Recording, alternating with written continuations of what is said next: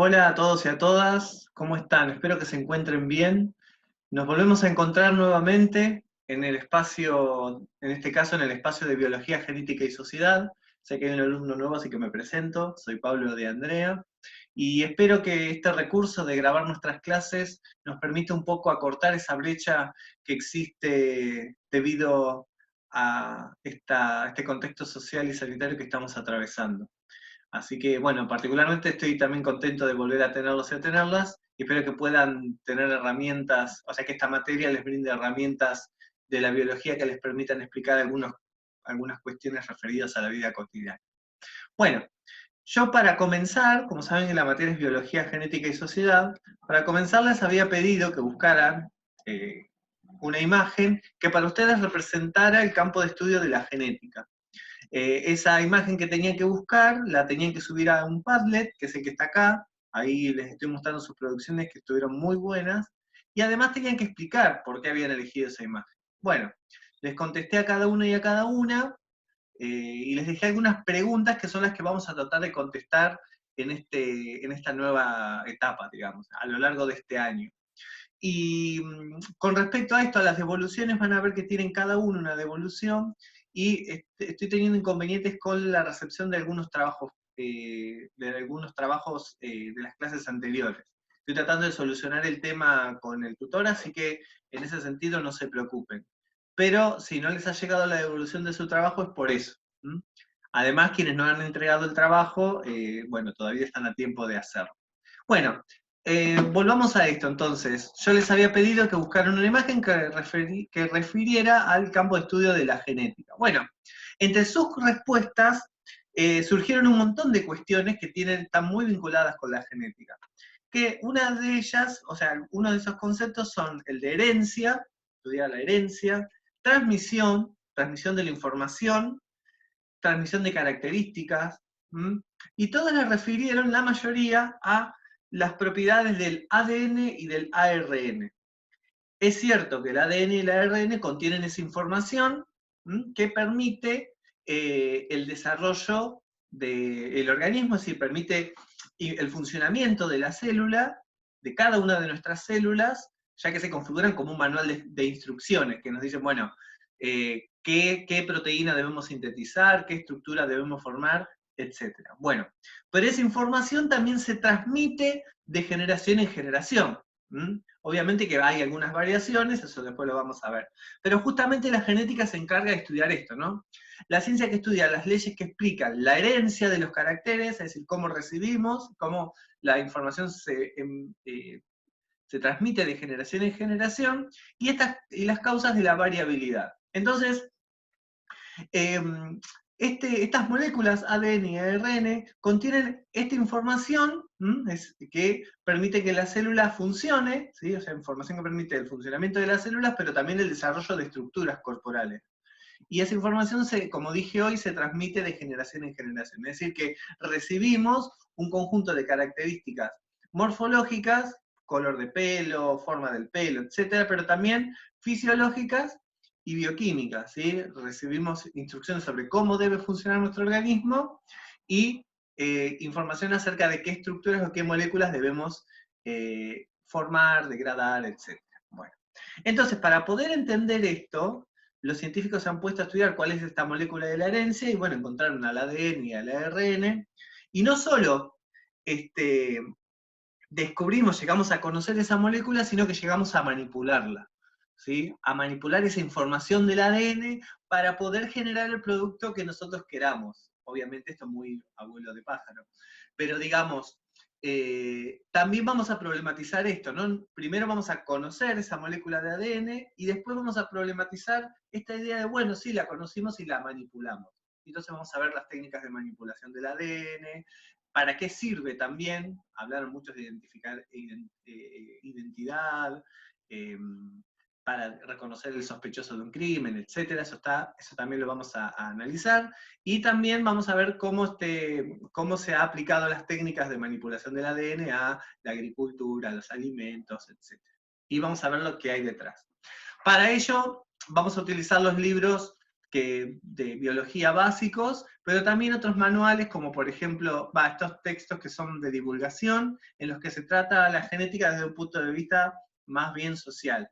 Y también me gustaría que veamos algunas películas, espero que del modo presencial, pero también por ahí les voy a sugerir algunas películas, algunos fragmentos, para problematizar un poco más, para ir más allá de los conceptos de genética, sino también poder ver la aplicación, cómo se ve eso en las películas, ¿no? Que también nos dejan reflexiones sobre las consecuencias de esta manipulación del ADN y el ARN. Entonces, para empezar, vamos a conocer esas moléculas que son las de la herencia, que son el ADN y el ARN, que en su conjunto se llaman, o sea, molecularmente se denominan ácidos nucleicos, de acuerdo a su estructura. Son entonces el ADN y el ARN.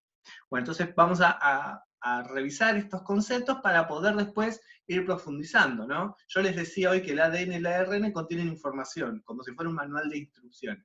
Bueno, actualmente estamos viendo, ¿no? Como un virus que es de ARN se mete en una célula y manipula la información de la célula. Bueno, eso después lo vamos a problematizar un poco.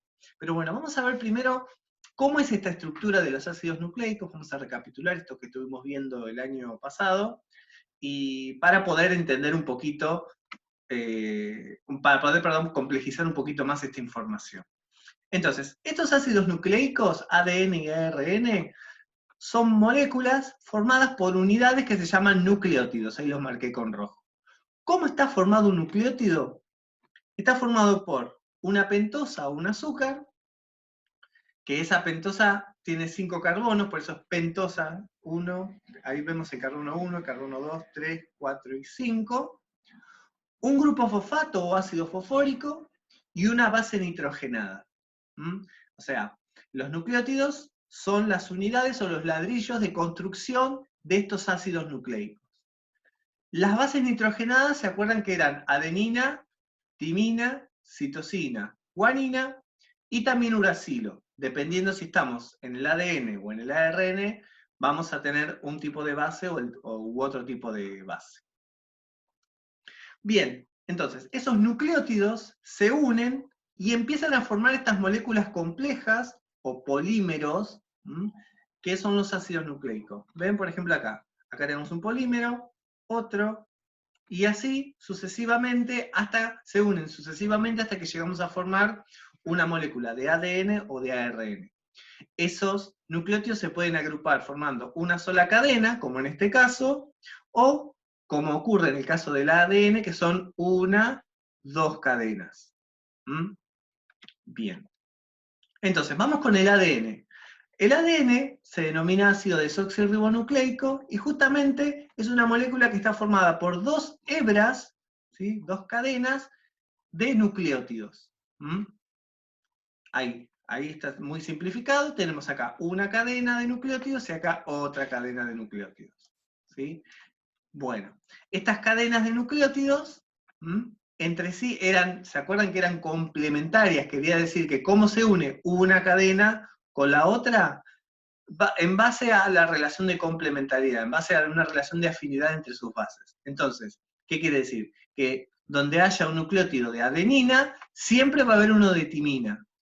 Y donde haya uno de citosina, va a haber uno de guanina. Eso significaba que las moléculas eran complementarias.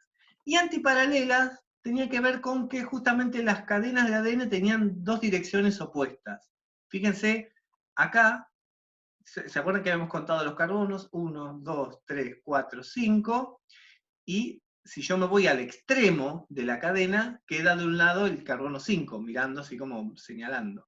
Y si voy del otro lado, fíjense, sigan el mouse, el carbono que queda del otro lado es 3, el carbono 3, 1, 2, 3. Por eso hablamos del extremo, 5' y 3'. Si yo voy a la cadena de al lado, la que está enfrentada, fíjense que está al revés. ¿Se acuerdan que el año pasado habíamos trabajado con telgopor? Habíamos hecho figuras de telgopor para ver esta idea de que las cadenas estaban invertidas. Se decía que eran antiparalelas, porque justamente iban en direcciones opuestas. Bueno, acá tenemos otra forma de representar el ADN. Si formamos doble hélice, ¿sí? Esta es la forma lineal, después se empieza a enrollar, ¿sí? Forma la doble hélice. Bueno, y ahí como para representar lo que es paralelo, si fueran paralelas las cadenas, las dos irían a la misma dirección, y antiparalelas en direcciones opuestas. Era como si fuera, ¿se acuerdan? Una rambla en la cual una cadena de ADN va en sentido hacia el norte, del norte al sur, y la otra del sur al norte. Bueno, esta secuencia de bases A, T, T, C, G, A, G, G, C, C, C, esta, ¿sí? Contiene información específica para formar un producto celular. No es lo mismo que la secuencia sea T, T, C, C, A, o sea, esa secuencia va a tener una información, y a su vez esta secuencia C, G, T, C, A, T, T, T va a tener información para otro producto celular. Por eso decimos que la función codificante del ADN está determinada por esta secuencia de bases nitrogenadas. Esta secuencia va a determinar, no sé, la formación de, por ejemplo, el color de ojos. A su vez, esta secuencia va a determinar la formación de otra característica. No sé, la forma del diente. Bien. Y acá, como les decía, las bases siempre se van a unir a adenina con timina, citosina con guanina. Entonces, imagínense que yo tengo esta cadena de ADN, T, A, G, C, G, T, A, C, T, T, A, G, bueno, ahí tienen una de las hebras de ADN, que tiene una dirección 3', 5'. Yo lo que voy a hacer en un ejercicio es pedirle, bueno, teniendo en cuenta esta mi cadena de ADN, ¿cuál sería la cadena complementaria? Bueno, la complementaria, fíjense, si es 3', 5', sabemos que las cadenas son antiparalelas, entonces la dirección va a ser 5, 3. Va a ser opuesta a la dirección que tiene la cadena de ADN. Y a su vez las cadenas son complementarias entre sí, es decir, que donde hay una timina, voy a poner una adenina. Donde hay una adenina, una timina. Donde hay una guanina, una citosina. Donde hay una citosina, una guanina. ¿Sí? Donde hay una A, una T. A su vez, donde hay una T, una A. Donde hay una G, voy a poner una C. Y donde hay una C, voy a poner una G. Y así sucesivamente hasta que vamos completando la cadena de ADN. Bueno, ese va a ser uno de los ejercicios que vamos a hacer. Bien, ¿dónde encontramos al ADN? Fíjense, esto es lo que estuvimos viendo recién, este ADN, en forma lineal. Pero se empieza a enrollar formando una doble hélice, ¿sí? Se enrolla, se enrolla, se enrolla. Bueno, acá está en una forma casi desenrollada, pero se empieza a enrollar, enrollar, enrollar, enrollar, tiqui, tiqui, tiqui, y empieza a formar estructuras más complejas. Es como si yo tuviera un ovillo de lana y lo empiezo a enrollar y se empieza a formar como una estructura más compleja, más densa. Bueno, acá también el ADN en cierto momento de la vida de las células, eso lo vamos a ver después, se empieza a enrollar y forma lo que se llama un cromosoma. Bien. Entonces, este ADN se empieza a enrollar y forma los cromosomas. Lo que yo me preguntaba hoy era, ¿dónde lo encontramos al ADN? ¿Dónde lo encontramos de acuerdo a la imagen? Exacto, en el núcleo. En el núcleo de las células encontramos el ADN. En el núcleo está toda la información necesaria para la fabricación de las estructuras corporales. Pero también encontramos ADN en las mitocondrias. Las mitocondrias son organelas que tienen su propio ADN, lo puse acá hay una mitocondria. Y también lo encontramos en los cloroplastos. Bueno, los cloroplastos están en las células vegetales. No le vamos a prestar mucha atención, pero bueno, nuestras células son animales, no tienen cloroplastos, pero sí tienen mitocondrias. Y el ADN de las mitocondrias es muy importante porque permite la identificación de la identidad, ¿sí? Permite la determinación de la identidad de las personas. Ha servido con las abuelas de Plaza de Mayo y en otros órdenes. Yo por eso les di el trabajito sobre las abuelas de Plaza de Mayo. ¿Se acuerdan que les había pedido que buscaran? Bueno, ¿cuál fue la primera molécula que se utilizó? Bueno, las proteínas se utilizaron y después, con el correr del tiempo, se fue descubriendo al ADN como la molécula importante para la determinación de identidad. Entonces, se utiliza el ADN no solo del núcleo, sino también el ADN de las mitocondrias. Bueno, estas cuestiones después las vamos a analizar. ¿Para qué se utiliza el ADN? Bueno, este ADN, recordemos que se podía duplicar, ¿sí? Esta información para que pase de generación en generación se tiene que duplicar.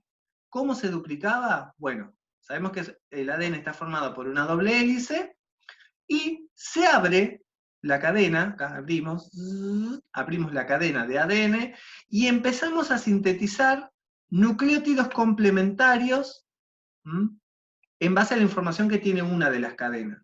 Es decir, yo tengo acá T, G, T, A, G, fíjense que doy una T, va a poner una A, donde hay una T, una G va a poner una C, y así se van sintetizando las dos nuevas cadenas de ADN. Por un lado esta, y por el lado la otra.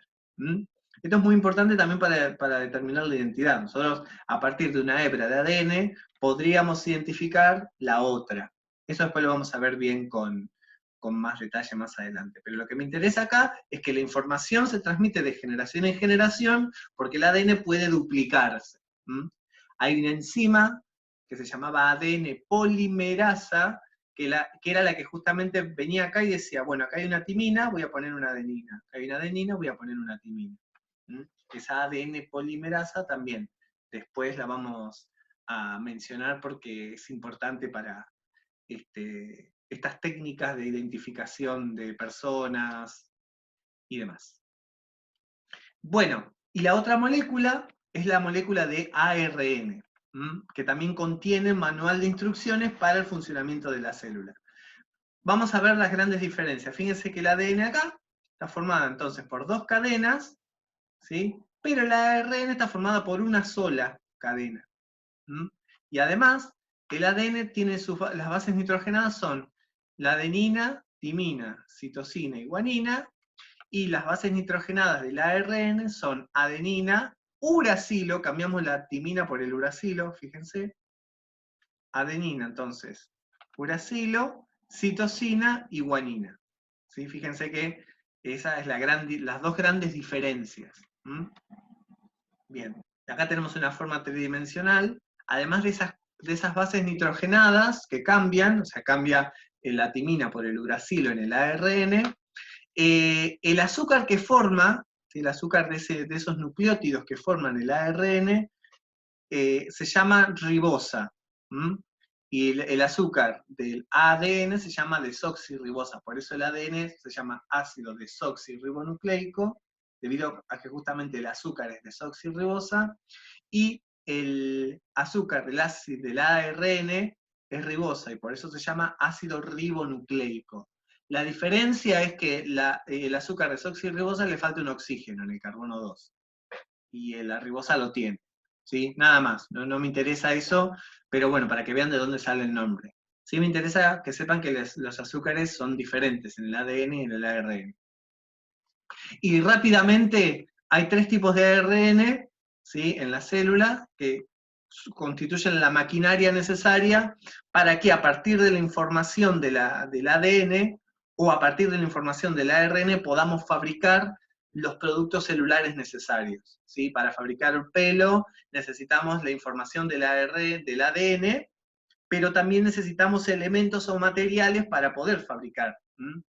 Podemos tener la receta de cocina, pero necesitamos todos los materiales, ¿sí? Por ejemplo, para fabricar, puedo tener la receta de cocina de la torta, del ADN, pero necesito los huevos, la harina, el batidor, etc. Bueno, y para eso están las moléculas de ARN, que son estas.